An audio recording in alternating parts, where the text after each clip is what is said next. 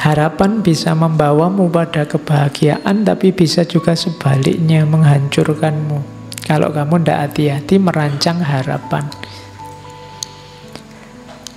Jadi jangan sampai senjata yang sakti yang namanya harapan itu berbalik membunuh dirimu sendiri karena kamu tidak pintar mengelolanya.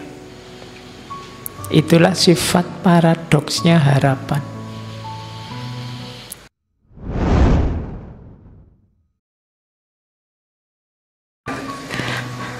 Oke, ini tema yang universal, di banyak filosof ada. Cuma tidak mungkin saya ngomong semuanya, makanya saking banyaknya filosof yang ngomong harapan, saya ambil saja tanpa tokoh.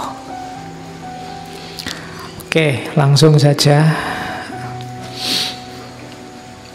Itu hasil rangkuman yang saya buat dari banyak sekali definisi tentang harapan.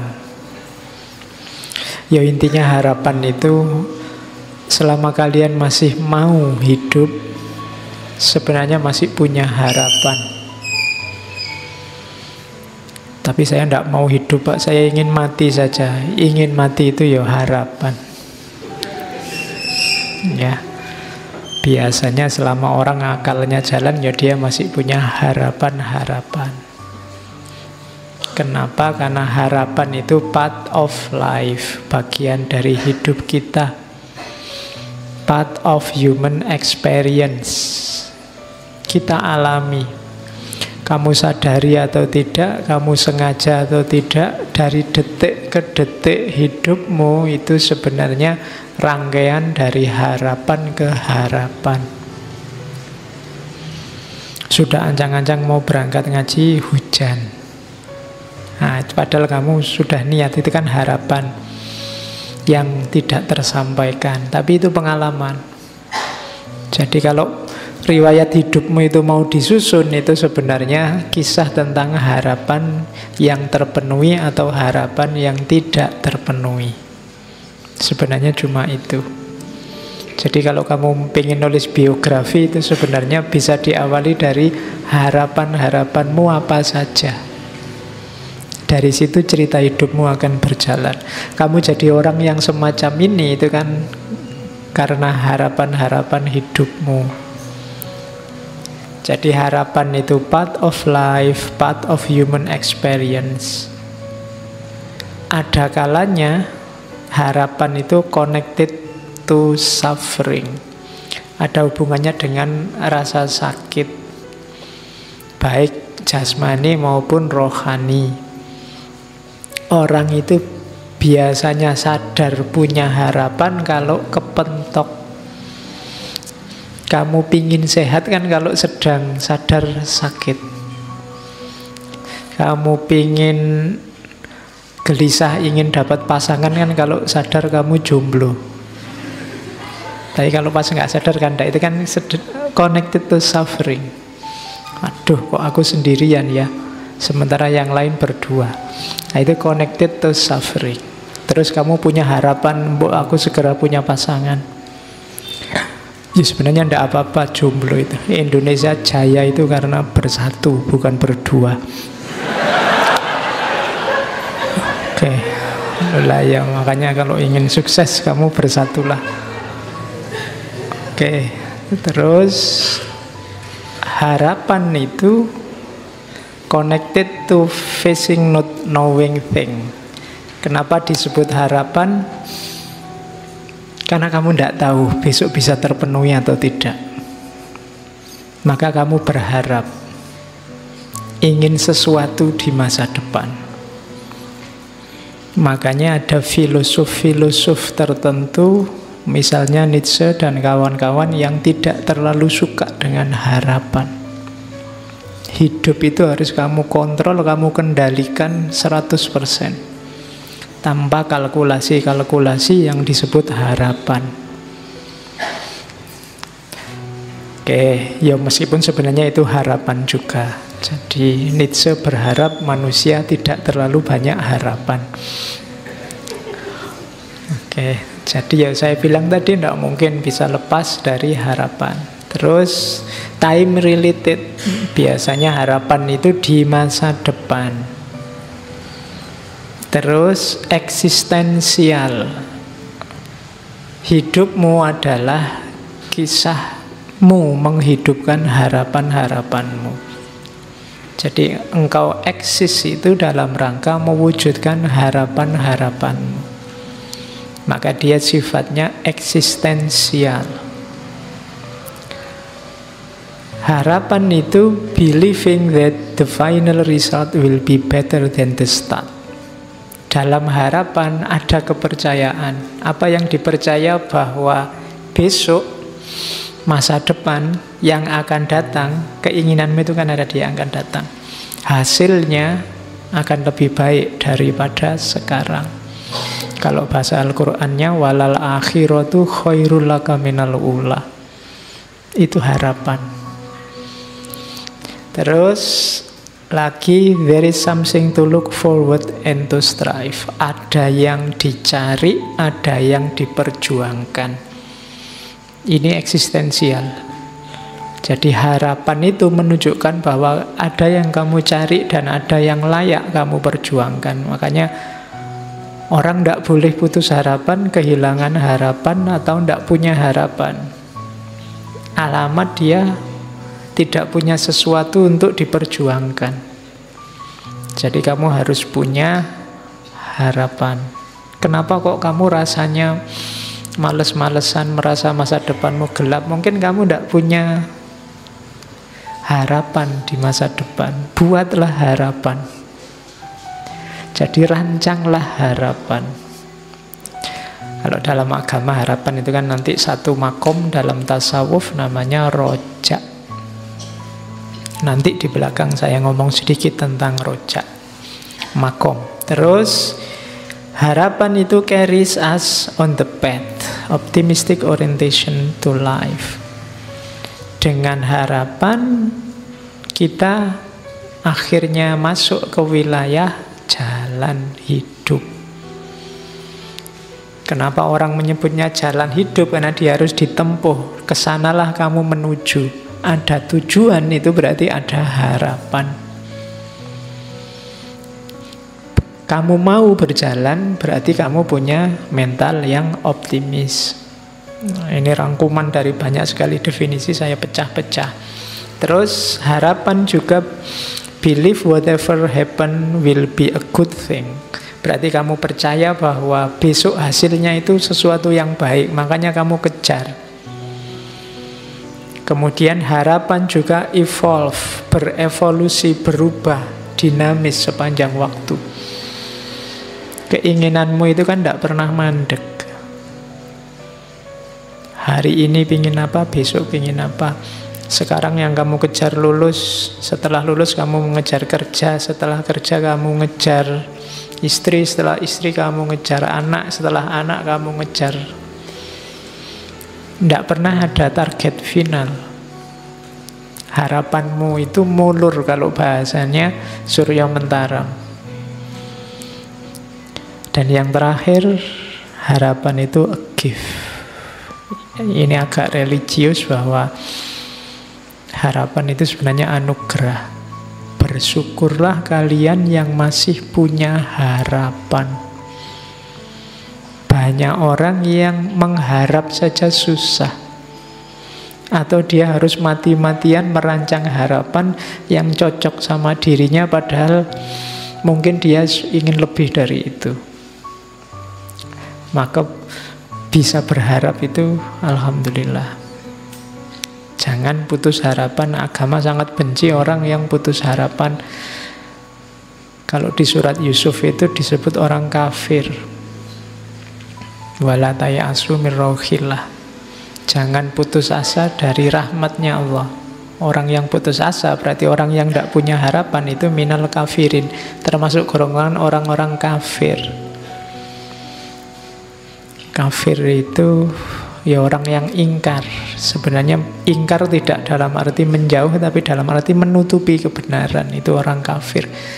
Makanya istilah kafir itu nanti diadopsi dalam bahasa Inggris jadi cover. Kalau kalian tidur di atas bed cover, Itu berarti ya, kamu sedang tidur di atas kekafiran. Loh, ya kan itu akar katanya sama. Nah, jadi sampai kafir. Harapan itu anugerah, maka bersyukurlah. Barang siapa yang kehilangan harapan, kamu masuk ke dalam kekufuran kayak orang kehilangan keimanan. Kamu tidak percaya ada Allah. Kepahitan apapun dalam hidupmu, jangan sampai membuatmu putus asa, karena kamu kalau putus asa sama dengan melecehkan Allah. Tidak ada masalah yang tidak terselesaikan. Tidak ada masalah susah, masalah sulit, masalah rumit. Kalau bagi Allah, maka berharaplah. Dan selama engkau berharap, saat itu sebenarnya engkau sedang menikmati anugerah dari Allah. Oke, itu gambarannya. Harapan itu apa? Setiap kotak yang saya kotaki itu bisa jadi satu tema tulisan. Ada harapan dan waktu, harapan dan pengalaman hidup, harapan dan masa depan yang lebih baik, harapan dan anugerah, kayak judul sinetron. Jadi itulah harapan. Terus saya ambil quote-quote-nya di depan. Ini Immanuel Kant. Katanya Immanuel Kant, sistem filsafatku itu sebenarnya menjawab 3 pertanyaan besar saja. Yang pertama adalah what can I know? Yang kedua what ought I to do? Dan yang ketiga what may I hope? Jadi apa yang aku tahu, apa yang harus aku kerjakan, dan apa yang mungkin aku harapkan. Jadilah filosof kayak Immanuel Kant, jawablah 3 pertanyaan ini. Apa yang engkau tahu, apa yang harus engkau lakukan, dan apa yang mungkin engkau harapkan. Masing-masing pertanyaan jawablah 1 bab, 30 halaman, nanti jadi buku 100 halaman. Kamu bisa nyanyi, loh, kalau apa yang aku tahu kan bisa panjang sekali, lebar sekali itu temanya. Apa yang harus aku lakukan, wah itu bisa lebih lebar lagi. Kamu sebagai mahasiswa, kamu sebagai anak muda, kamu sebagai warga negara, kamu sebagai umat beragama, kamu banyak. Apalagi apa yang bisa aku harapkan, mungkin aku harapkan, lebih luas lagi. Segalanya yang baik, yang penting bisa kamu harapkan. Tinggal kamu cari relevansinya dengan kehidupan nyatamu. Maka jadilah sistem filsafat. Itulah yang dibuat, katanya Immanuel Kant, sistem filsafatku dulu adalah, ringkasnya adalah menjawab 3 pertanyaan ini. Makanya kalau kalian nulis skripsi, nulis tesis, itu kan bagian-bagian pendahuluan itu kan selalu ada rumusan masalah. Nah ini rumusan masalah gagasannya Immanuel Kant itu 3 ini. Cuma jawabannya luar biasa luas dan dalam. Oke, ada quotes lagi. Saya ambil bagus, ada hubungannya dengan kita. Maria Popova. Maria Popova ini budayawan, sastrawan, tinggalnya di New York, kelahiran Bulgaria. Dia bilang, critical thinking without hope is cynicism. Hope without critical thinking is naive. Berfilsafat, berpikir kritis, mengkritisi orang lain, gagasan orang lain atau gagasannya sendiri, tapi membuang harapan, itu dapatnya cuma sinis. Ngeritik tok isine, ndak ngasih solusi. Enaknya bagaimana? Kalau yang kamu lihat itu salah, enaknya bagaimana? Jalan keluarnya apa? Dari situ kan nanti muncul harapan. Tapi kalau kamu ngeritik aja, ndak ngasih solusi, ndak ngasih harapan, itu namanya hanya sinis. Kalau bahasa hari ini hanya nyinyir. Tapi kebalikannya, ngasih harapan saja without critical thinking is naive. Ngomong yang baik-baik, pokoknya ini terjamin, pokoknya ini akan sangat baik, pokoknya ini bagus terus, tidak kritis, ya namanya naif. Ini, hari ini di kita kan pecah dua, itu ada kubu yang sinis, ada yang kubu naif. Yang satu ngeritik terus, tidak ngasih solusi, tidak ngasih harapan. Yang satu positif, ngasih harapan terus, tapi tidak kritis. Nah, yang enak memang disatukan biar kuat. Ya kritis, ya penuh harapan. Oke, itu Maria Popova. Ada beda kalau dalam bahasa Inggris ya, ada hope, wish, sama expect sebenarnya. Itu tiga-tiganya artinya harapan kalau dalam bahasa Indonesia. Tapi kalau dalam bahasa Inggris maksudnya beda. Kalian juga hati-hati makainya beda. Di situ tidak saya jelaskan artinya, tapi contohnya. Mumpung sekarang hujan. Kalau hope itu kamu berharap. Memang indikasinya bisa muncul, tapi kamu tidak pasti nanti muncul benar apa tidak. Ya, saya ingin besok pagi waktunya ke kampus hujan terus. Nah, ini berharap. Cuma kamu tidak yakin. Karena sekarang musimnya kan tidak pasti. Itu namanya hopes. Kalau wish itu kamu ingin kebalikannya.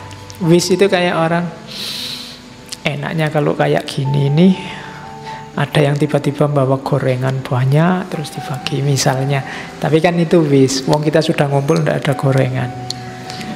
Berarti apa? Ingin kebalikannya. Itu namanya wish. Seandainya ya semester ini IP ku bisa 4 itu. Padahal ya kamu tahu, kamu sudah nggak ikut ujian semua mata kuliah. Ini namanya wish, menginginkan yang kebalikannya. Seandainya ya orang Indonesia itu kompak, semua bersatu, semua, itu namanya wish. Nggak mungkin. Wong ya urusan cilik-cilik wae gegeran. Terus expect. Kalau expect ini lebih kuat sebenarnya dari hopes. Kalau expect ini kemungkinan besar. Kamu sudah misalnya menginginkan hujan, kamu yakin hujan karena ini sekarang musimnya hujan. Kemudian kamu lihat mendungnya tebal dan wilayah ini curah hujannya tinggi, indikasinya banyak. Nah, itu expect.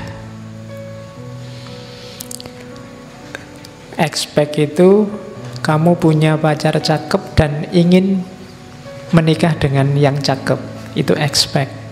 Kalau hope itu kamu belum punya pacar tapi bercita-cita ingin punya pacar. Itu bisa ya, bisa tidak. Kalau wish itu kamu ditolak bolak-balik. Terus kamu enak ya kalau punya pacar hujan-hujan gini. Nah, itu wish. Jadi sesuatu yang hasilnya adalah kebalikannya. Jadi ekspektasi itu berarti yang indikasinya kuat. Saya Pak, semester 1 sampai semester 6 itu IP saya 4 terus. Insya Allah saya nanti kumlot. Itu ekspektasi. Tapi sampai semester 6 IP-mu agak ketar-ketir. Masih 3,5 misalnya. Padahal kan harusnya 3,51. Nah, ini saya ingin besok lulus kumlot Pak. Itu hope. Jadi kalau expect itu jauh lebih kuat. Kalau wish itu kamu semester 6 IP-mu 2, sekian. Tapi seandainya saya bisa lulus kumlot ya. Nah itu biasanya wish. Jadi harapan yang kebalikannya. Yang bahasa Inggris hati-hati pakai istilah. Saya bawa juga mitos. Ini temanya agak loncat-loncat. Ada mitos sangat terkenal tentang harapan, namanya kotak Pandora. Mitos ini sebenarnya mau mengingatkan kita bahwa obatnya segala penyakit di dunia ini, apakah penyakit jasmani, rohani, penyakit individual, sosial, itu hanya satu: harapan. Selama masih ada harapan, sejauh itu pula segala kesulitan, segala kerumitan, segala kesusahan akan bisa teratasi. Tapi kalau tidak ada harapan, tidak. Itu kan diawali, kalau di mitosnya Yunani itu diawali dari mitos kotak Pandora. Jadi kotak Pandora itu nama seorang dewi. Jadi Zeus itu musuhan sama Prometheus, karena Prometheus yang membawa api ke dunia manusia. Nanti Prometheus ini dihukum, jadi diikat di gunung, terus dikasih burung elang-elang Kaukasus itu kan. Jadi jantungnya dimakan elang, terus tumbuh lagi, dimakan lagi, tumbuh lagi, itu sampai kiamat hukumannya gitu, karena dia yang membawa api ke dunia manusia. Tapi katanya orang Yunani, kalau tidak atas jasanya Prometheus, kita tidak akan kenal api. Nah, manusia yang dikasih Prometheus api juga dihukum oleh Zeus. Cuma hukumannya adalah kotak yang diberikan pada dewi namanya Pandora. Pandora ini nanti menikah dengan saudaranya Prometheus. Waktu mereka nikah, oleh Zeus dikasih hadiah kotak, nanti dikenal sebagai kotak Pandora. Katanya Prometheus, hati-hati, Zeus ini sedang mangkel, jadi sedang marah dia. Jangan dibuka kotak itu, nanti bahaya. Tapi karena penasaran, manusia itu kan gitu, kalau dilarang-larang malah penasaran. Situs itu kan kalau diblokir-blokir kan kamu malah penasaran gimana caranya bukanya. Ya, nah, itu cirinya manusia. Pandora juga gitu, dia dikasih kotak penasaran, akhirnya dibuka. Begitu dibuka, keluarlah segala macam hal yang buruk, kejahatan, penyakit, bencana, penderitaan. Oh, itu membuat sedih kok yang keluar ini semua. Akhirnya dunia manusia kan jadi rusak. Tapi terakhir Pandora melihat, masih ada satu sisa di dalamnya, yaitu harapan. Nah, itu indahnya gaya bercerita mitos untuk menunjukkan bahwa apapun kesulitanmu, apapun kerumitan hidupmu, jangan khawatir asal kamu masih punya harapan. Kuncinya ada dalam harapan. Oke, kita mulai berteori sedikit-sedikit. Harapan adalah dorongan fitrah. Saya bilang tadi dia anugerah Allah yang hanya dimiliki oleh manusia. Binatang tidak punya harapan, tumbuhan tidak punya harapan. Bebek itu tidak punya cita-cita, besok aku kalau besar pengen jadi bebek yang berguna bagi nusa bangsa, tidak ada. Yang punya harapan manusia, fitrahnya, kodratnya manusia bercita-cita, berharap.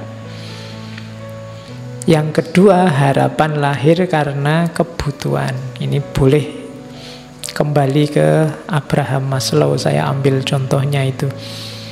Karena kita ingin survive, karena kita ingin aman, karena kita ingin mencintai atau dicintai, kebutuhan untuk status, kebutuhan aktualisasi diri. Dari sini kan muncul harapan-harapan. Jadi harusnya secara fitrah manusia itu berharap. Jadi manusia itu, kalau bahasanya komputer, itu program yang kompatibel untuk hidupnya manusia itu adalah program harapan. bukan program keputusasaan. Kalau kamu menginstal keputusasaan, harusnya crash dengan hidupmu. Jadi orang-orang yang pesimis, putus asa, itu sebenarnya menyalahi fitrahnya. Makanya Allah benci, disebutnya kafir atau kufur. Terus selain itu, harapan juga di teori yang lain disebutkan lahir oleh situasi hidupmu, termasuk dari masyarakat. Jangan dikira harapan-harapanmu itu hasil pikiran dan pilihanmu sendiri. Secara tidak sadar sebenarnya masyarakat sekelilingmu, mulai orang tua, guru, teman, tetangga, ikut menentukan harapan-harapan hidupmu. Jadi ada programming dari masyarakat sekitarmu. Maka jangan gaya, jangan merasa bahwa saya ini bebas loh Pak, cita-citaku, keputusanku sendiri, enggak.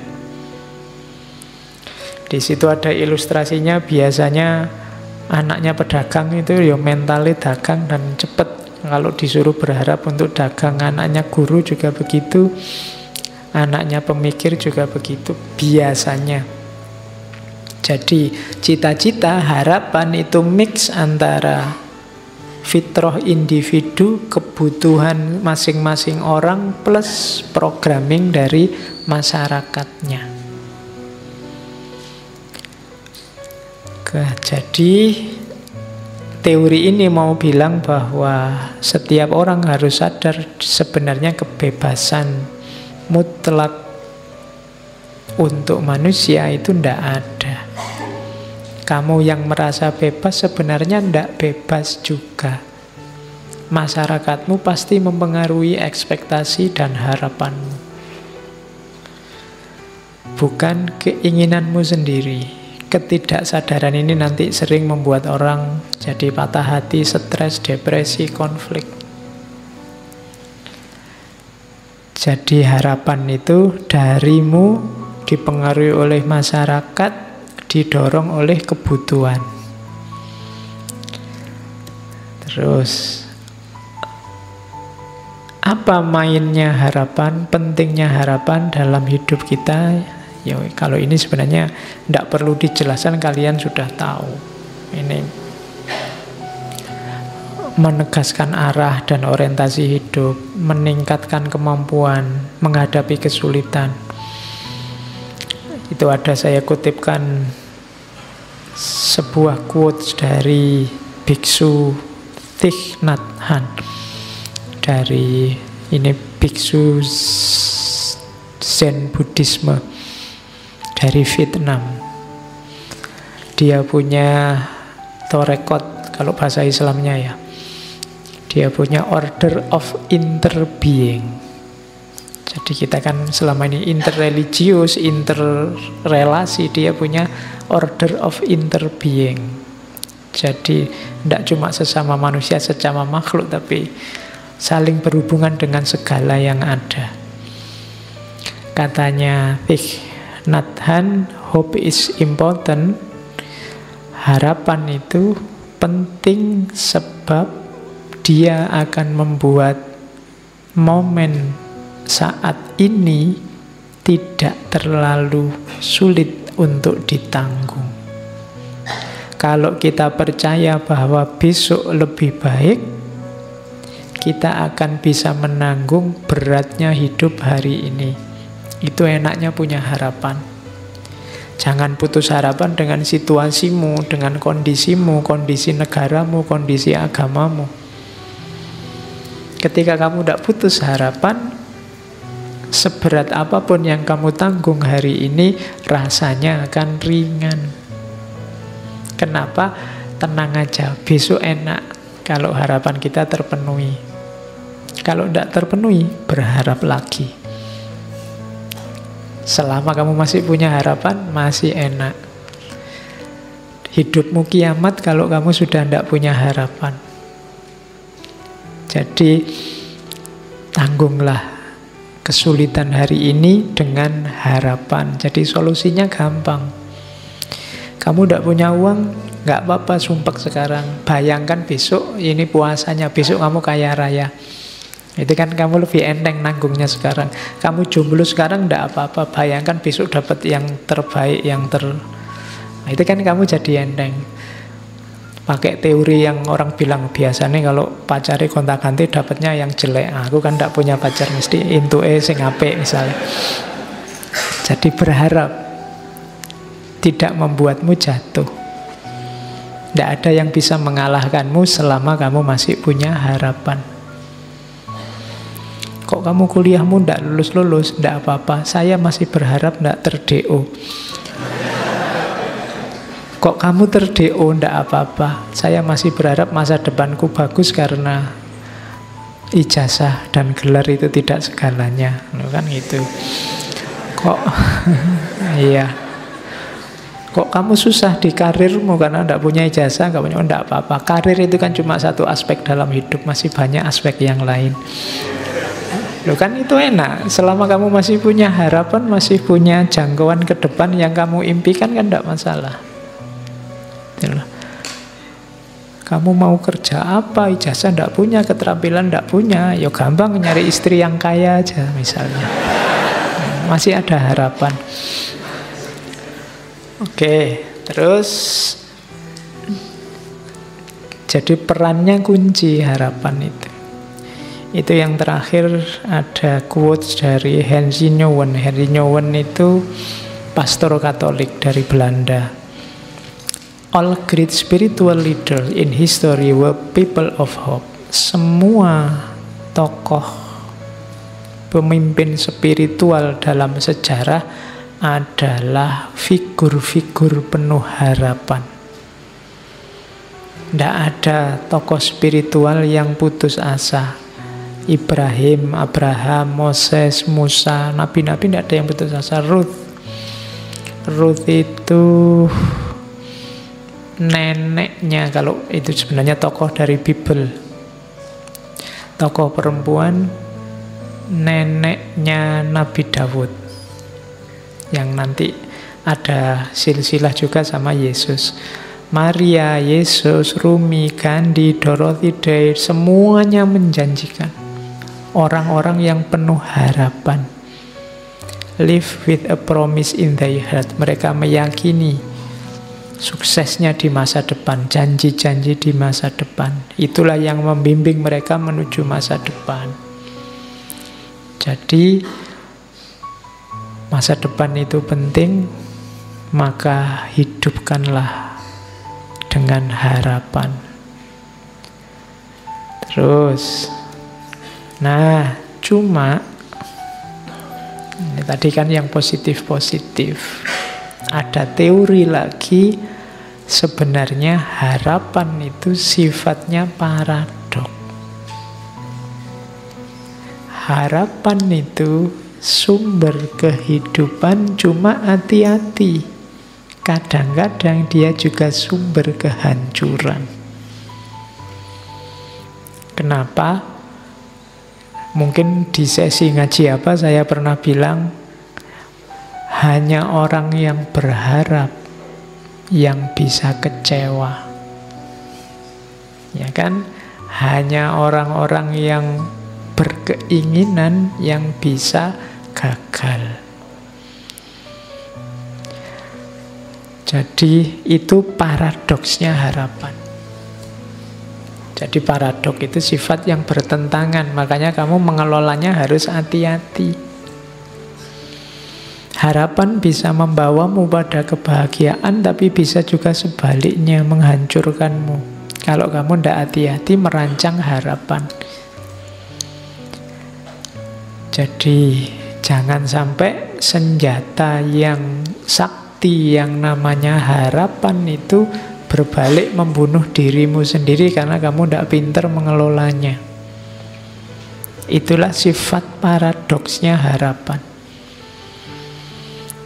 Kalau kamu tadi tidak bercita-cita cum laude, ndak kumlot itu kan ndak masalah. Tapi ketika kamu bercita-cita kumlot, ndak kumlot jadi sumber kekecewaanmu. Kalau cita-citamu, harapanmu hanya lulus saja, kumlot ndak penting. IP berapapun ndak masalah, yang penting lulus. Kenapa? Cita-citamu hanya lulus saja. Tapi kalau cita-citamu IP, cita-citamu kumlot, lulus saja itu menghancurkanmu. Kalau kamu ndak bercita-cita punya pasangan, mbok jomblo sampai umur 40 ndak masalah. Tapi kalau orientasi hidupmu pasangan, pacar, dan yang sejenis itu, mbok sekarang kamu jomblo juga gelisah, susah, sumpek. Kenapa? Karena kamu target di situ, kamu berharap di situ. Itu paradok harapan namanya. Dia bisa menghidupkanmu, tapi dia juga bisa membunuhmu kalau kamu ndak hati-hati. Maka aturlah harapan-harapan hidupmu secara masuk akal, secara cerdas. Rancang harapanmu paling tidak di 4 ciri. Yang pertama, berharaplah sesuatu yang dapat kamu capai secara rasional. Jadi secara rasional itu berharap yang masuk akal saja. Kalau kamu sudah semester 14, targetnya sudah nggak usah mikir kumlot, yang penting lulus. Itu yang rasional. Nah, ya. Kalau enggak, nanti hancur hidupmu. Gitu loh. Jadi berharaplah yang rasional saja, yang terjangkau. Yang kedua, yang dapat kamu kontrol. Pancanglah harapan-harapan yang bisa kamu kendalikan, kamu tempuh. Itu loh. Misalnya kamu sadar bahwa suaraku itu jelek kok Pak, tapi saya cita-citanya penyanyi. Itu kan agak berat perjuanganmu kalau sampai ke sana. Jadi salah kamu mungkin milih harapannya. Kalau pencipta lagu ndak apa-apa, kalau penyanyi susah karena hubungannya sama suara. Nah, itu harapan yang ndak bisa kamu kontrol, itu agak susah. Misalnya kayak saya tingginya paling 150-an. Saya ingin cita-citanya jadi foto model yang tingginya minimal 180. Itu kan nggak masuk. Jadi yang bisa kamu kontrol. Jangan berharap yang tidak bisa kamu kontrol, karena kalau tidak, harapan akan membunuhmu. Terus berharaplah yang menurutmu penting. Kalau ini ya benar bunuh diri. Kalau kamu tidak penting kok kamu harapkan. Ya, wong kamu tidak minat kok kamu masuk ke situ. Itu agak bunuh diri. Jadi berharaplah hal-hal yang penting-penting saja, yang cocok sama passionmu. Jangan berharap yang bukan dirimu, karena kamu akan kesulitan mewujudkannya dan akibatnya kamu kecewa. Yang penting menurutmu apa? Bukan yang penting menurut orang lain. Karena kalau tidak nanti kamu kesulitan mewujudkannya. Setiap orang punya gaya dan model sendiri-sendiri. Yang keempat, ini juga penting. Kalau tadi kan penting menurutmu. Berharaplah sesuatu yang bisa diterima oleh masyarakatmu dan cocok dengan nilai-nilai yang ada di tengah masyarakat, nilai-nilai moralnya. Ini menentukan juga, karena kalau targetmu ternyata tidak cocok dengan masyarakatmu, kamu bisa kesulitan juga. Nanti harapanmu bisa membunuhmu. Ya macam-macam tidak cocok itu. Mungkin tidak cocok sama kultur sana, mungkin tidak cocok sama nilai-nilai yang ada di sana. Ya contohnya gampang lah, misalnya yang cocok sama masyarakat di kos-kosanmu, misalnya masyarakat sana menghendaki Kamu kalau apel paling malam sampai jam 10 misalnya. Nah itu ya kamu jangan berharap lebih. Saya ingin ijtihad berlawanan dengan masyarakat, pokoknya apel itu ya paling tidak jam 12 lah, jam 10 belum dapat apa-apa. Misalnya, oh itu kamu akan kesulitan benar.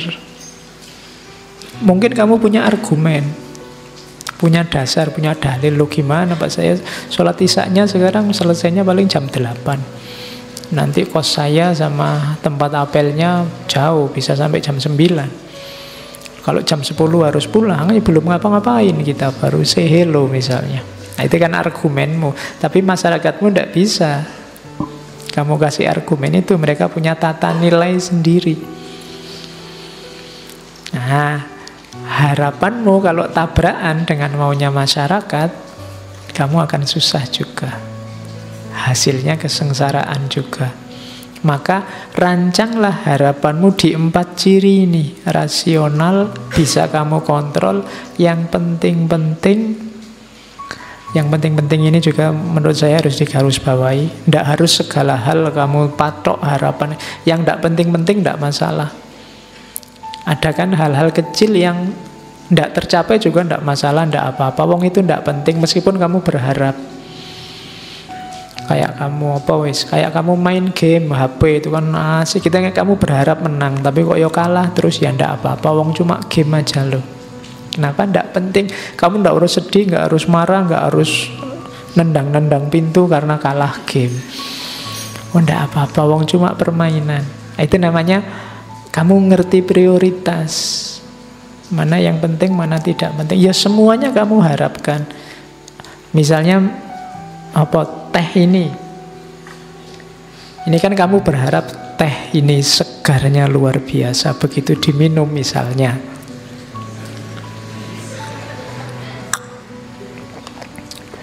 Kok biasa ya?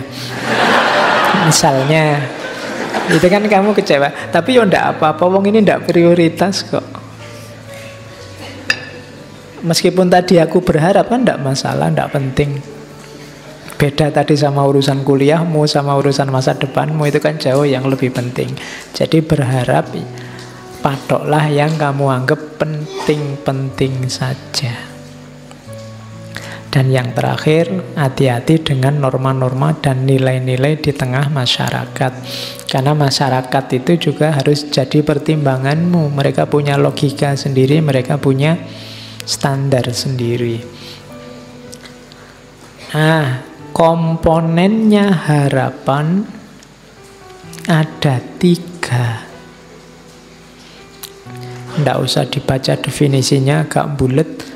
Harapan itu butuh yang pertama goals, tujuan. Yang kedua pathway, jalannya. Yang ketiga agensi, orangnya. Jadi komponennya harapan itu tujuannya apa, jalan untuk sampai ke sana apa, orangnya siapa yang berharap. Jadi orang yang berharap, jalan menuju harapan, dan targetnya harapan itu. Itulah unsurnya. Tidak ada goalnya, namanya bukan harapan. Kalau tidak ada jalannya, bukan harapan tapi lamunan. Tamanni kalau dalam bahasa agama, angan-angan. Seandainya ya tiba-tiba ada uang sak karung jatuh di depanku, nah, itu namanya bukan harapan tapi lamunan, angan-angan. Seandainya ya tiba-tiba ada artis Korea datang padaku menyatakan I love you, nah itu lamunan. Kenapa lamunan? Pathway-nya ndak ada. Jalan yang bisa nyambung dirimu dengan tujuan itu ndak ada. Wong kamu bahasa Korea ya ndak bisa, duit untuk jalan-jalan ke Korea juga ndak bisa, nonton show-nya Korea juga ndak punya uang. Jadi jalannya ndak ada, untuk ketemu ndak ada.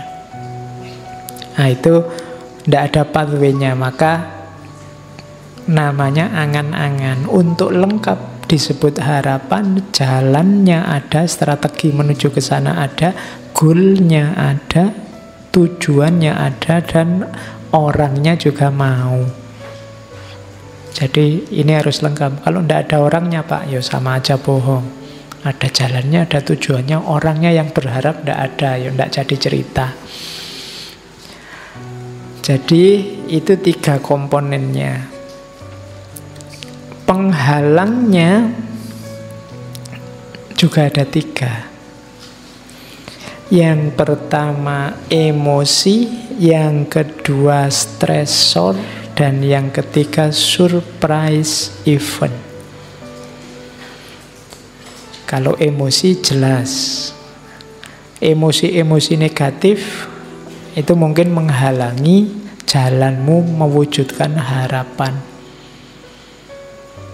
Jadi kamu terburu-buru, atau kamu males, atau kamu ngamuan, atau kamu merasa minder, atau kamu terlalu pede, itu kan emosi-emosi. Itu sering jadi penghalangnya harapan. Cita-citamu segera dapat pasangan, tapi kok ya mentalmu minder.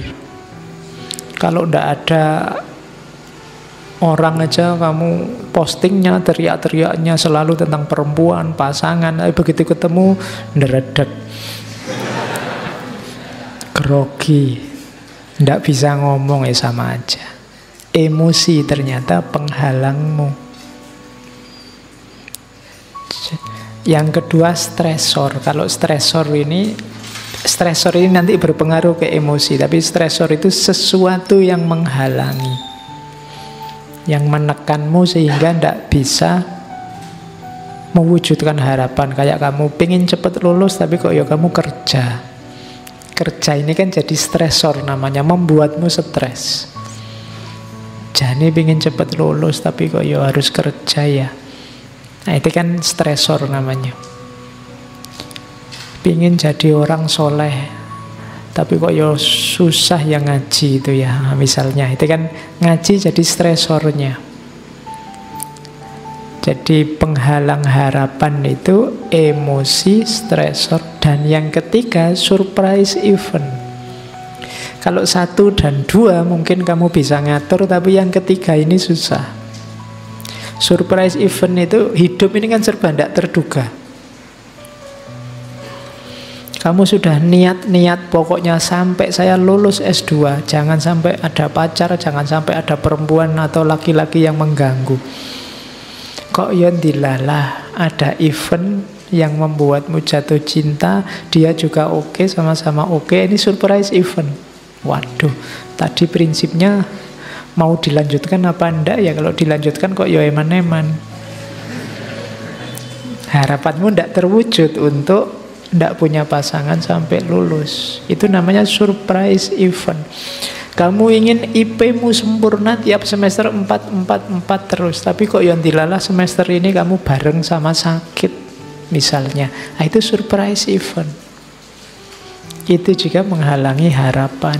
Banyak peristiwa-peristiwa yang tidak terduga. Jadi ya kayak kamu mau berangkat kuliah itu loh, sudah kamu niati berangkat pagi-pagi, kok yon dilalah naik bis transnya mogok misalnya. Jadi kalau ditanya dosen, mogok Pak, mesti gitu. Itu trans mogok itu surprise event. Jadi peristiwa tidak terduga. Oke. Ya nanti kalau kamu nulis surat izin ke dosenmu itu, mohon maaf saya tidak bisa masuk hari ini Pak karena ada surprise event. Jadi ada peristiwa tak terduga yang membuat saya tidak bisa masuk kelas. Nah, ya, karena hidup itu kan tidak semulus rencana kita. Kita maunya ke sana, ada surprise event. Kamu nembak dia malah yang kena temennya misalnya, itu kan surprise event. Jadi itu penghalang harapan. Kayak kamu dulu mungkin zaman SMA terus mau kuliah, kamu membayangkan, wah besok kalau saya di Jogja mau jadi mahasiswa yang soleh, tiap hari ke masjid, nanti apalan ini, tahajud, rajin ngaji. Begitu jadi mahasiswa, lupa semua. Kenapa? Banyak surprise event, Pak. Jadi banyak peristiwa tak terduga yang semakin jauh dari cita-cita. Oke. Ya sama kan, saya sering mengilustrasikan kamu waktu kecil dulu, waktu ditanya cita-citanya apa, jadi dokter, jadi pilot, jadi guru gitu kan, lurus. Tapi kan peristiwa macam-macam, banyak surprise event. Sekarang kamu tidak bisa jawab lagi kamu ingin jadi apa. Ya, masa tetap ingin jadi dokter, wong ya kuliah di Usuluddin misalnya. Kan tidak bisa, kenapa? Peristiwanya sudah ganti. Ya masa Usuluddin dokter, dukun mungkin bisa. Oke, terus. Nah, kalau ini proses namanya lost hope, hilangnya harapan, itu sebenarnya ada prosesnya. Ketika harapanmu masih penuh, itu masih motivated, masih full. Terus muncul halangan, muncul hambatan-hambatan dari emosimu, dari stresor, dari surprise event, sampai kamu sadar, wah susah aku mewujudkan harapan ini. Lahir fase kedua namanya rage. Rage itu kemarahan. Aku kok tidak lulus ya semester ini, aku kok jomblo terus ya, kemarahan. Marah ini kalau terus-terusan nanti lahir despair. Despair ini semacam hilang, kadang-kadang diterjemahkan putus asa. Jadi ini sebenarnya bukan kok tujuannya tidak tercapai, tapi agennya sudah menyerah. Bukan berarti dia tidak percaya sama tujuannya, dia tidak percaya sama dirinya. Itu namanya despair. Jadi yang pertama hope, turun sedikit jadi rage, turun lagi jadi despair. Orang biasanya frustasi itu despair. Kok tidak kena-kena ya tujuannya, lama-lama dia tidak yakin kalau dia bisa. Sudahlah, tidak mungkin aku lulus misalnya, itu despair. Nah, despair itu bisa nyampe lebih bawah, namanya apati. Kalau apati itu tujuannya juga sudah hilang dan dia tidak yakin tujuan itu tujuan yang bisa dicapai. Itu namanya apati. Tidak mungkin ada orang yang bisa lulus. Nah, itu namanya apati. Jadi kalau apati itu dia sudah tidak percaya sama tujuannya, tidak percaya sama dirinya. Itu namanya sudah apatis. Tidak mungkin lah Pak, saya bisa jadi orang soleh, jadi orang alim, wong saya koyong ini misalnya. Itu sudah apatis. Tapi kalau despair itu, saya ingin sebenarnya Pak jadi orang soleh, tapi ya apa mungkin saya bisa. Itu despair. Kalau rage itu, saya ingin jadi orang soleh, tapi kok ya sulitnya, banyak sekali halangannya Pak. Itu rage, mengeluh. Yang paling atas, motivated itu, saya pasti bisa jadi orang soleh. Sekarang sih belum Pak, ya kira-kira 20 tahun lagi lah Pak. Nah itu motivated namanya. Tidak apa-apa jauh, tapi kan masih semangat. Nah jadi itu proses dari berharap sampai apatis, sampai putus asa. Kalau di agama kan bahkan sampai level despair ada jangan, putus asa saja jangan. Putus asa itu kan kamu tidak percaya bahwa dirimu bisa mencapai tujuan itu. Kalau apatis dia sudah skeptis sama tujuannya. Apa ya mungkin tujuan semacam itu sudah apatis. Jadi agama bahkan yang paling bawah aja, yang nomor 3 itu saja sudah jangan. Oke, terus kalau ini membangun harapan atau membangun kembali harapan. Tadi kan punya cita-cita kok terus gagal, despair. Nah, kalau ini dibangun lagi yuk, biar kamu tetap bisa berharap. Yang pertama apa? Goal setting. Ayo ditegaskan lagi. Kamu ingin apa sih? Itu namanya goal setting. Kamu ingin mengharapkan apa? Cita-citamu apa? Yang semula sudah mulai buram, sudah mulai blur karena kamu tidak yakin. Sekarang ayo digarisbawahi lagi, ditegaskan lagi. Setelah itu, identify viable pathways. Kira-kira ayo diidentifikasi kamu bisa nyampe tujuan itu lewat jalan apa. Diidentifikasi dulu jalannya. Terus biar semangat, creating future memories of success. Bayangkan kalau nanti kamu sukses, kebahagiaan apa, kenikmatan apa yang akan kamu alami. Jadi creating future memories of success. Bayangkan, bikin gambaran-gambaran. Enaknya kalau kamu lulus cepat, itu segera kamu bisa kuliah lebih tinggi, segera kamu bisa macam-macam nyari kerjaan, segera kamu bisa. Nah itu bayangan tentang kesuksesan hidupkan. Jadi kalau kamu targetmu jelas, jalan yang kamu tempuh jelas, dan kamu berminat karena betapa bahagianya kalau ini sukses, saat itu juga akan lahir namanya harapan. Kalau jalannya ndak ada, namanya bukan harapan tapi angan-angan kayak tadi. Kalau goalnya ndak ada, ya namanya bukan harapan, wong ndak ada tujuannya kamu mau kemana. Kalau angan-angan, bayangan kesuksesannya ndak ada, kamu ndak akan bersemangat untuk mencapai harapan. Jadi membangun harapan itu urut mulai target, jalannya, kebahagiaan yang kamu raih.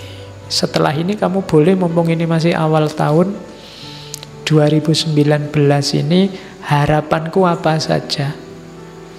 Nggak usah banyak-banyak, karena biasanya kalau lagi semangat nulis harapannya, tahun ini target saya 20 Pak, itu terlalu banyak. 2, 3, 4, 5 yang agak besar-besar, yang penting-penting saja ditulis. Nggak usah yang nggak penting. Nggak usah nulis, saya target saya Pak, setiap kali makan di warung itu harus, kalau kemarin sekali makan 10.000, mulai tahun ini minimal 12.000, misalnya. Tidak usah ditulis. Seandainya memang itu targetmu, tidak penting. Target yang penting-penting daftarin, tidak usah terlalu banyak. Plus jalannya, yang berat mungkin kamu harus merancang jalannya. Untuk bisa ke sana Pak, saya harus menyisihkan waktu, saya harus menyisihkan uang, saya harus tiap malam melakukan ini, tiap pagi melakukan ini. Itu jalan namanya. Sambil kamu hidupkan terus bayangan-bayangan kesuksesannya. Nah itu awal dari hidup yang penuh harapan. Nah ini strategi untuk membangun kembali diri dan jalan tentang harapan. Ini nanti silahkan kamu pelajari satu-satu. Yang pertama, biasakan self-talk, tapi yang positif. Ngomong sama diri sendiri, yang positif-positif. Jangan sering dimarahi. Banyak orang suka marahi dirinya sendiri. Kalau gagal kan kamu selalu memarahi dirimu. Ada yang tidak cocok kamu marahi. Saya kecewa Pak dengan diri saya. Harusnya saya itu rajin tahajud dulu. Sekarang kok begini saya. Sekarang kok males ngaji aku Pak. Jadi kamu marahi terus dirimu. Lebih enak lakukan self-talk yang positif. Wah, sekarang saya lebih merdeka, lebih bebas Pak, tidak kayak dulu. Maka sekarang saya harus milih yang baik-baik. Nah, itu self-talk. Saya pasti bisa kok Pak, saya mampu pasti. Nah, itu self-talk. Kayak saya contohkan, kalau kamu nonton TV acara Benteng Takeshi itu loh. Itu kan kalau mau loncat orangnya, aku pasti bisa gitu. ya pokoknya aku mampu, terus lari-lari kecemplung, tidak apa-apa, tapi kan sudah positif mentalnya sejak awal. Jadi lakukan self talk yang baik. Jadi misalnya kamu mau ujian, masuk ruang kelas itu, aku pasti bisa, aku pasti bisa. Begitu baca soalnya langsung lemes. Oke. Terus, nah, refleksi tentang kesulitan. Kira-kira yang menghambatku apa? Tidak apa-apa. Oh, aku ingin sih kumlot, tapi mungkin ini akan menghambat. Terus memikirkan target tadi sebagai tantangan. Jadi kamu punya harapan kan, jadikan harapan itu tantangan. Orang itu kan kalau ditantang biasanya lebih gairah, lebih ganas. Jadi jadikan harapanmu adalah tantangan dalam hidupmu. Terus pikirkan kembali kesuksesan masa lampau. Bayangkan dulu kamu sukses kan seneng. Besok ketika kamu sukses pasti seneng bahkan double. Dulu kamu lulus SMA senengnya seperti apa sampai kamu nyoret-nyoret baju. Kamu lulus S1 lebih seneng dari itu pasti. Besok lulus S2 lebih senengnya lebih tinggi lagi, apalagi S3. Nah itu kan membayangkan kesenangan ini akan memotivasimu. Terus coba dengarkan cerita, baca cerita tentang orang-orang sukses. Berteman dengan orang-orang yang bisa share tentang tujuanmu tadi. Itu akan membantu. Cari role model yang bisa ditiru. Kalau cita-citamu jadi dokter, ya cari dokter yang bisa ditiru. Kalau mau jadi dukun, ya dukun yang bisa kamu tiru. Kalau jadi yang bisa diimitasi. Terus kalau ini di luar itu tapi penting, makan, olahraga, istirahat. Karena kamu butuh tenaga. Kalau ini tidak usah dipikir, dijalani saja. Pendukung utamanya itu kurang istirahat, sangat berpengaruh, apalagi kurang makan. Olahraga maksudnya arahnya ke kesehatan. 3 hal itu, jaga kesehatan. Yang selanjutnya menurut saya perlu dilatih tertawa pada diri sendiri. Terutama pada saat kamu stuck. Stuck itu macet. Ketawakanlah betapa lucunya dirimu. Jadi tadi kan saya bilang banyak orang memarahi dirinya sendiri, mending kamu tertawai dirimu sendiri. Ya meskipun tidak harus sambil ngakak-ngakak, ngikik-ngikik, nggak ada apa-apa, ketawa sendiri. Kok ketawa sendiri? Aku menertawai diriku sendiri, tidak begitu. Jadi maksudnya jangan serem-serem sama dirimu sendiri. Sebelum kamu senyum keluar, senyumlah ke dalam. Yang ramah sama dirimu sendiri. Kamu sama dirimu sendiri nggak bisa ramah, susah kamu ramah ke orang lain. Jadi latihan tersenyum sama dirinya sendiri. Cepet-cepet kembali ke khitoh, kembali ke orientasi kalau stuck. Kadang-kadang orang itu kan banyak peristiwa yang membuat kita nyeleweng dari jalur, ya cepet-cepet kembali. Tidak apa-apa kamu memberi hadiah pada dirimu sendiri untuk sub-sub tujuan. Misalnya saya ingin besok kumlot, semester ini bisa IP 4. Wah ini syukuran ini, ngasih hadiah. Kalau kemarin di angkringan cuma 1 bungkus, sekarang tak kasih hadiah 2 bungkus. Nah itu namanya ngasih hadiah diri sendiri. Oke, tidak apa-apa, sering-sering main gitu, ngasih reward and punishment dirinya sendiri. Terus mendidik diri untuk keterampilan-keterampilan yang dibutuhkan, itu pasti. Ini tips-tips untuk menghidupkan agensi, menghidupkan dirimu dan jalanmu menuju cita-cita. Terus yang mempengaruhi harapan itu jelas dukungan sosial, religiositas, kontrol. Kalau masyarakat sekeliling mendukung harapanmu, cita-citamu lebih mudah. Orang tua, saudara, guru, dosen itu bisa mendukung, bisa kamu manfaatkan untuk mewujudkan harapan. Yang kedua, religiositas. Ini juga bisa mempengaruhi, bisa mendukung. kepercayaanmu pada Tuhan. Itu kan mendukung kamu.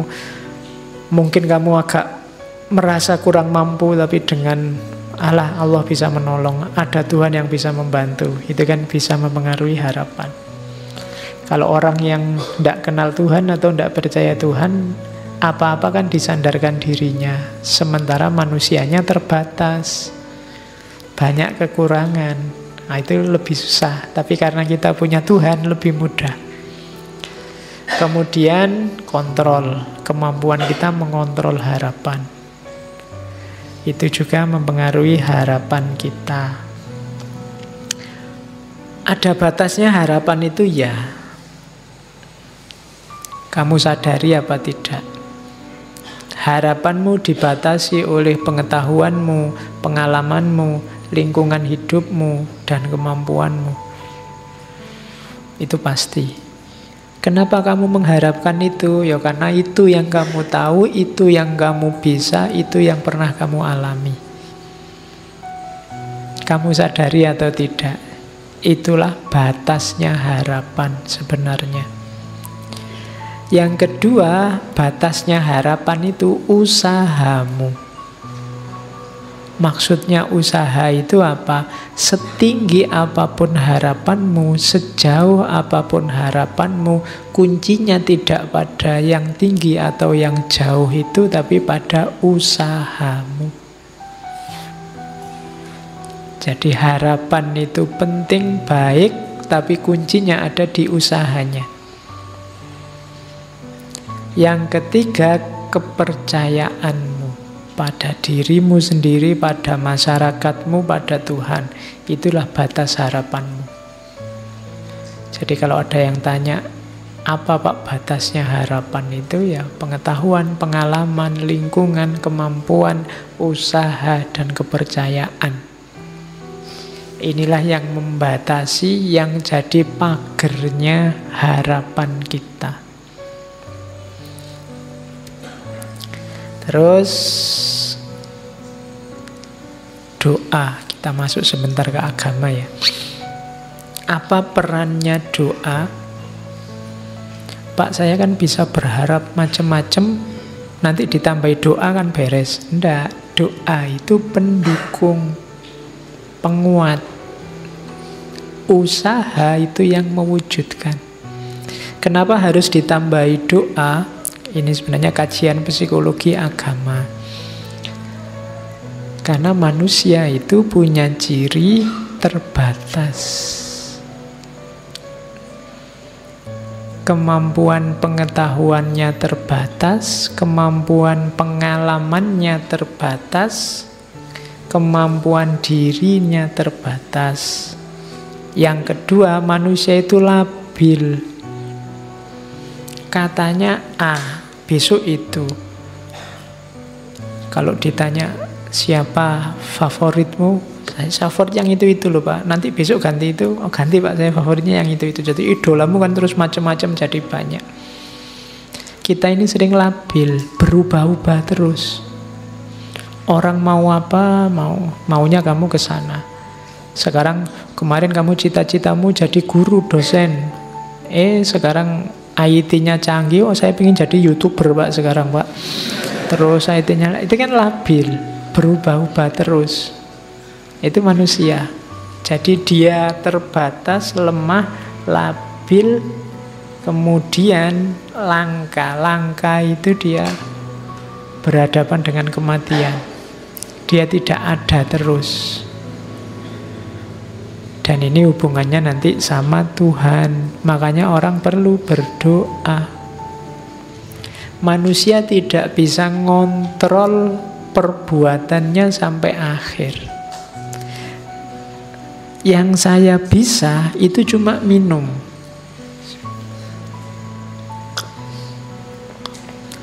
Tapi hilang atau tidak rasa haus itu aku tidak kuasa. Aku hanya pasrah pada mekanisme tubuhku yang itu ya kontrolnya langsung sama Allah. Kalau Allah ngasih rasa puas, legalah aku dan tidak pengen minum lagi. Makanya ada orang sudah minum banyak masih haus. Karena itu yang nanti oleh Ghazali diadopsi jadi konsep teologinya bahwa sebab akibat itu tidak ada. Yang ada sekuen-sekuen peristiwa yang penentunya Allah. Jadi doa itu adanya di situ. Ternyata kita tidak kuasa 100% atas usaha kita. Maka kita perlu berdoa, minta pada yang maha kuasa. Gunanya dua, selain minta mengabulkan keinginan kita, juga sebagai sandaran atas kelemahan kita. Tadi di depan ada teori bahwa harapan itu paradok. Tapi kalau ditambah doa, paradoknya bisa hilang. Kenapa? Kalau harapan tidak terpenuhi, bagi yang punya Tuhan gampang. Tuhan belum mengizinkan. Kamu bisa bersandar ke sana. Kita menginginkan, tapi kalau Allah punya keinginan yang berbeda, yang terwujud pasti keinginannya Allah juga. Kalau yang beragama punya sandaran. Jadi bisa mengatasi tadi paradok harapan. Jadi harapan hubungannya sama usaha plus doa. Itu makanya Allah itu sangat sayang pada kita. Bahkan untuk berdoa pun kita dikasih momen minimal sehari 5 kali. Dan boleh kamu tambah sebanyak apapun kamu mau untuk bertemu dan meminta. Bahkan Allah yang merintahmu untuk berdoa, kan harusnya kamu yang berinisiatif berdoa. Tapi ud'uni astajib lakum, berdoalah pasti tak jawab. Nah itu kan yang maha kuasa yang mengundangmu untuk berdoa. Karena Allah ngerti benar situasi konkret kehidupan kita, yang tanpa Dia kita tidak ada apa-apanya. Oke, sekarang masuk ke tadi, makom. Makom tasawuf ya, jangan dibayangkan makom-makom kuburan. Jadi di tasawuf itu ada konsep makomat. Konsep makomat itu tangga-tangga yang harus ditempuh untuk membuat kita dekat sama Allah. Nah, harapan yang kita bahas tadi yang di depan itu kan pandangannya para filosof-filosof. Kalau dalam dunia tasawuf, di dunia Islam, dia termasuk salah satu step namanya roja. Saya tidak tahu roja ini nanti diserap oleh bahasa Jawa terus jadi rujak apa enggak. Loh kan para wali itu kan sering gitu, memasukkan istilah-istilah penting dalam agama, ada dalam makanan, di nama desa, nama apa, itu kemungkinan juga begitu. Jadi rujaan itu berarti mari kita saling berharap. Makomnya makom roja, cuma berharapnya pada Allah. Saya ambil definisinya roja dari Ghazali ya. Roja itu katanya Ghazali optimis memperoleh karunia dan nikmat dari Allah yang disediakan untuk hambanya. Maka putus asa itu adalah lawannya.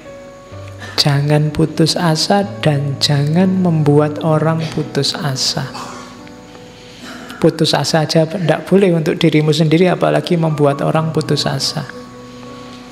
Contohnya membuat orang putus asa itu yang sekarang banyak terjadi kan, menyesat-nyesatkan orang, mengkafir-kafirkan orang. Itu salah satu bentuk membuat orang putus asa. Ya kalau kamu dikafir-kafirkan kamu cengengesan saja. Tapi orang tertentu, wah sampean kafir, itu bisa shock luar biasa dia. Bisa putus asa dia dari rahmatnya Allah. Oh berarti selama ini aku murtad, aku kafir, itu bisa. Itu kan membuat orang putus asa. Yo kalau kamu sih tidak masalah di kafir-kafir kayak paling kamu cengenges-cengenges wae. Tapi orang tertentu bisa putus asa beneran dengan tudingan-tudinganmu. Jadi jangan membuat orang putus asa. Kenapa? Harus selalu optimis. cara mengingatkan, kalau mungkin engkau mengingatkan saudaramu, ya cara mengingatkannya jangan begitu. Jangan sampai blunder. Karena kalau membuat orang putus asa berarti sama dengan membuat orang terjerumus pada kekafiran. Jadi ketika engkau menyesatkan orang, jangan-jangan engkau yang membuat dia jadi kafir. Membuat orang putus asa, karena barang siapa putus asa termasuk orang kafir. Rojaklah dalam agama. Allah itu sayang kok sama kita. Dengan itu terus kita kan jadi semangat. Dosa kecil dikit-dikit insya Allah diampuni kalau kita tobat beneran. Jadi semangat. Bayangkan kalau kamu diancam, dosa itu kamu 40 tahun ibadahmu gak diterima. Puyeng kan kamu. Aduh, sekarang masih usia 23 Pak, 40 tahun defisitnya masih lama itu.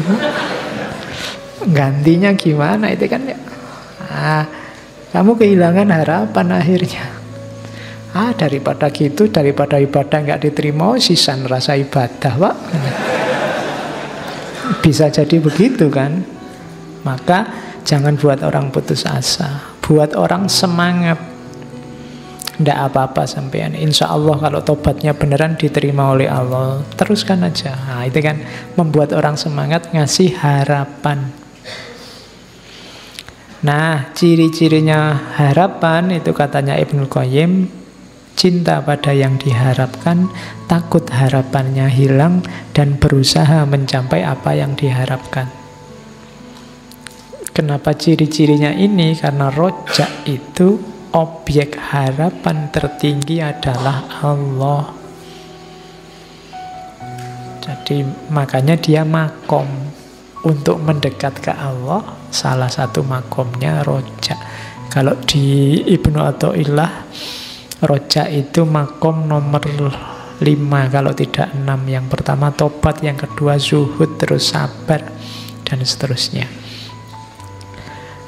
Nah, keutamaannya rojak adalah orang semangat melakukan ketaatan, ringan beribadah, kemudian cinta pada Allah. Kenapa? Apa hubungannya rojak sama cinta? Karena orang cinta saja yang penuh harapan. Orang berharap itu kan berarti dia ingin dekat. Dan kedekatan itu salah satu ciri-ciri dari cinta. Jadi orang paling dekat dengan Allah itu adalah orang yang dicintai oleh Allah. Cinta itu muncul dari harapan. Orang yang mencintai atau orang yang dicintai, di situ pasti ada harapan-harapan. Kemudian rojak membuat prasangka baik. Dengan berharap pada Allah berarti kita punya pikiran positif tentang Allah yang maha penyayang, maha pengasih, maha bijaksana. Jadi orang yang mental beragamanya penuh harapan, penuh rojak pada Allah, itu selalu prasangkanya prasangka baik. Kalau ada ujian, ada musibah, ada bencana, prasangkanya tetap baik. Wah, Allah ini mengingatkan kita, Allah ini masih sayang loh sama kita, sekali-sekali kita diingatkan biar itu. Bukan prasangka buruk. Prasangka buruk itu, wah ini Allah tersinggung sama kita, marah nih sama kita diazab terus nih sekarang. Itu prasangka buruk namanya sama Allah. Kita harus berprasangka baik sama Allah. Oke. Jenisnya rojak ada 3. Ada rojaknya orang awam, rojaknya orang khawas, rojaknya orang khawasul khawas. Orang awam mudah bisa ditebak, nyari pahala. Nanti kita dapat surga, dapat bidadari, di sana ada ribuan bidadari yang bisa dipakai anytime. Kemudian mau makan apa saja boleh, mau habis pahala. Nggak apa-apa, sah.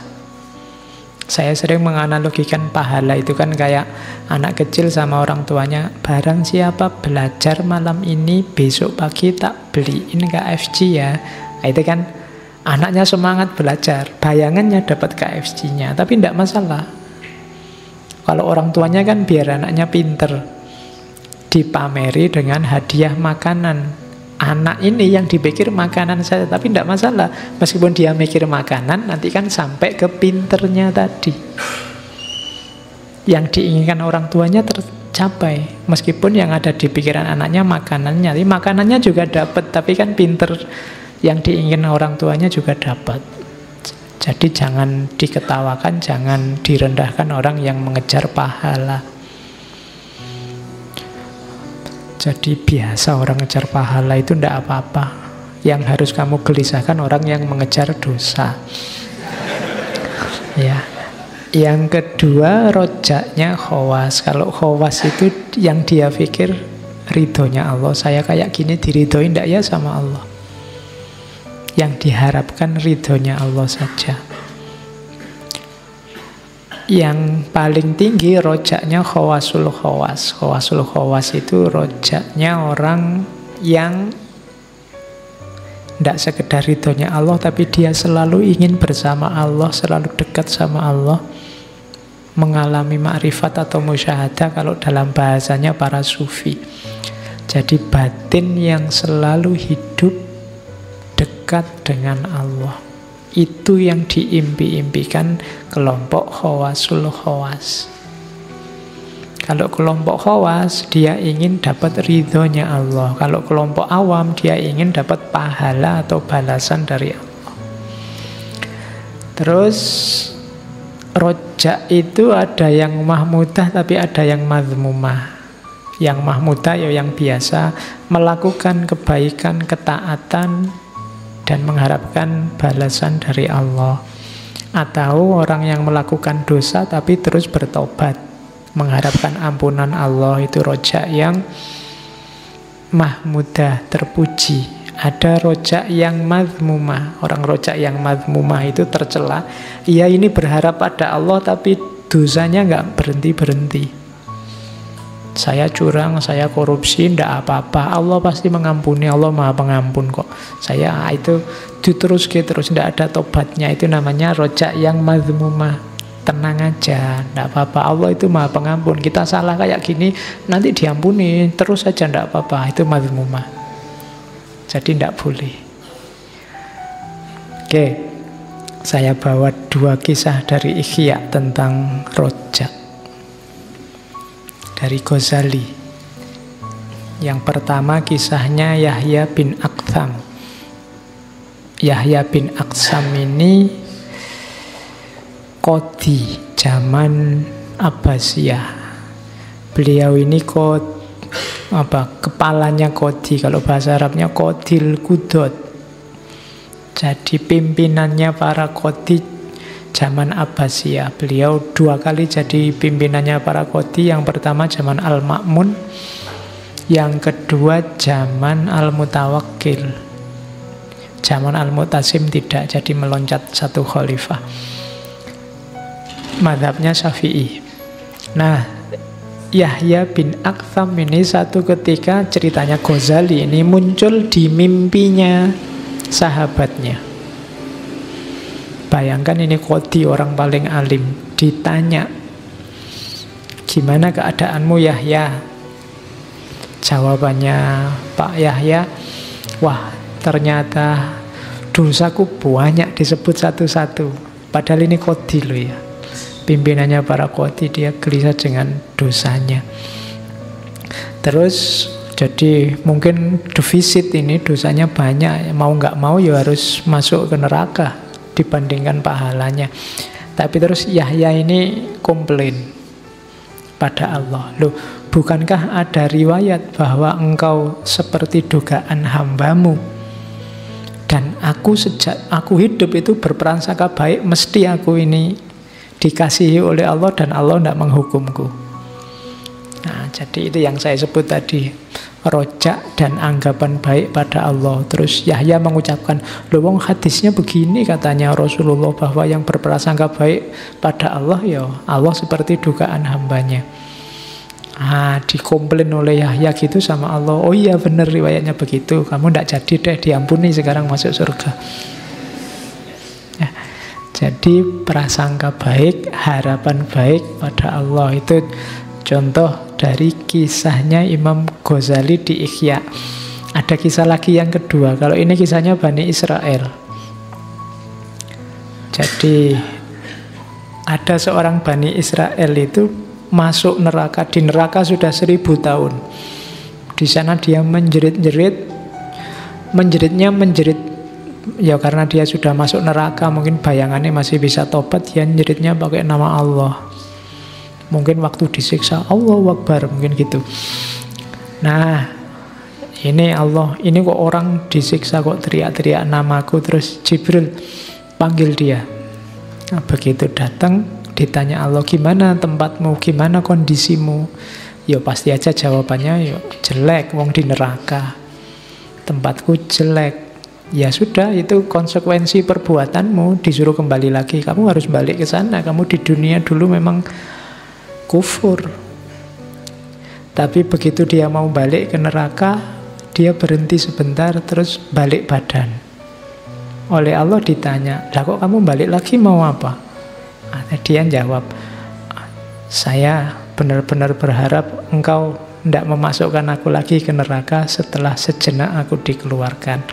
Jadi tadi waktu dipanggil oleh Jibril, ayo kamu dipanggil menghadap, itu wah seneng ini aku keluar dari neraka, jadi berharap bahwa Allah mengampuninya. Nah, karena dia punya harapan baik dan prasangka baik pada Allah, akhirnya ya sudah kalau gitu, benar kamu mengharapkan begitu. Iya, oh ya sudah kalau gitu masuk surga. Nah, ya besok kalau kamu di neraka pakai trik ini. Ya. Jadi, wah saya berprasangka baik loh dulu ya Allah, saya itu masuk surga, Engkau Maha Pengasih Penyayang. Apalin hadisnya besok nanti kamu kasih tahu, ada riwayatnya, iya, oh berarti masuk surga. Oke, saya bawa satu cerita lagi. Kalau ini Imam Syafi'i, tentang rojak juga. Jadi Imam Syafi'i itu waktu beliau sakit menjelang ajalnya, ada seorang murid beliau datang, namanya Imam Muzani, Abu Ibrahim Ismail bin Yahya al-Muzani. Ini sahabat dekatnya Imam Syafi'i. Nanti yang menulis ringkasannya Al-Um. Makamnya Imam Muzani ini dekat dengan makamnya Imam Syafi'i nantinya. Nah, ini waktu Imam Syafi'i sakit menjelang ajal, Al-Muzani yang muridnya ini tanya, wahai Abu Abdillah, bagaimana kondisimu? Imam Syafi'i menjawab, aku akan pergi meninggalkan dunia, akan meninggalkan saudara-saudaraku, akan bertemu dengan amal burukku, akan kembali kepada Robku.